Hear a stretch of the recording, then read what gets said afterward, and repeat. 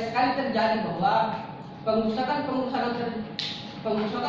lingkungan itu terjadi karena bisa dikatakan sebagai sebuah keegoisan individual, bahwa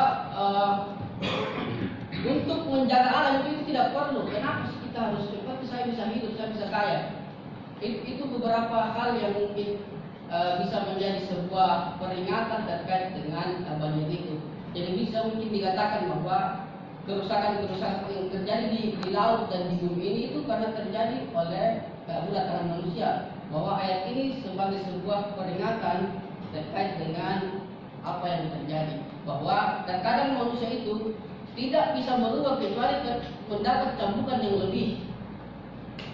Itu menurut pengamatan saya.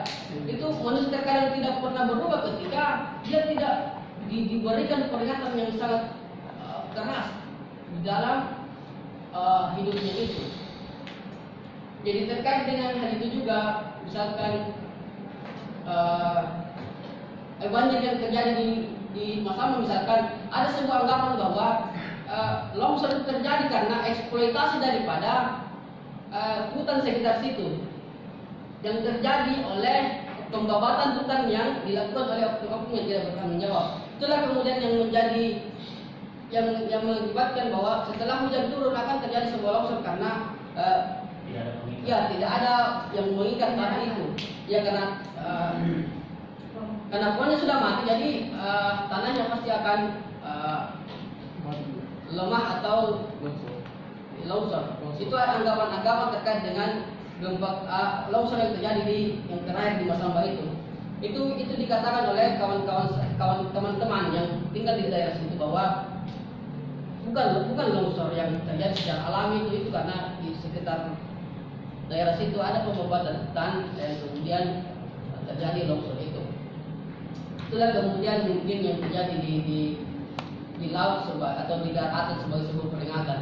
Jadi terkait dengan yang di Baru itu atau di sekitar daerah kita terkait dengan banjir di laut itu, kalau di sini itu karena bisa dikatakan kalau saya itu akibat daripada reklamasi daripada pantai itu atau tambang daripada pantai itu.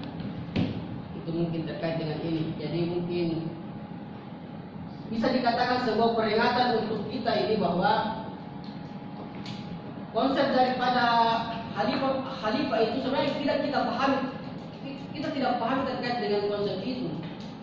Kita tidak terlalu mengerti tentang bagaimana khalifah di bumi sebenarnya. Itulah yang kemudian kalau menurut saya bahwa kejadian-kejadian pengurusan lingkungan terjadi diakibatkan karena tidak mengertinya kita terkait dengan tugas kita. Tidak mengertinya kita terkait dengan konsep daripada khalifah, bagaimana sebenarnya konsep itu. Kalau menurut saya ketika kita paham terkait dengan tujuan-tujuan kita, itu tidak akan terjadi sebuah disorientasi daripada tujuan. Makanya tadi dikatakan bahwa kalau kita mengerti tentang alamat kita, maka kita akan sampai kepada tujuan. Itulah kemudian yang menjadi pandangan saya terkait dengan hal-hal ini, terkait dengan fenomena-fenomena ini. Ini bisa dijadikan sebagai peringatan untuk kita bahwa kita harus berhentilah merusak lingkungan ini, dalam artian bahwa mengembalikan fitrah daripada konsep Al-Quran ini harus dijadikan sebagai rujukan bahwa merusak lingkungan itu tidak baik untuk keberlangsungan masyarakat di bumi. Itu sudah. Makasih. Ya, sampai dalam metafor yang ingin saya silakan Pak Syurul. Oke, baik.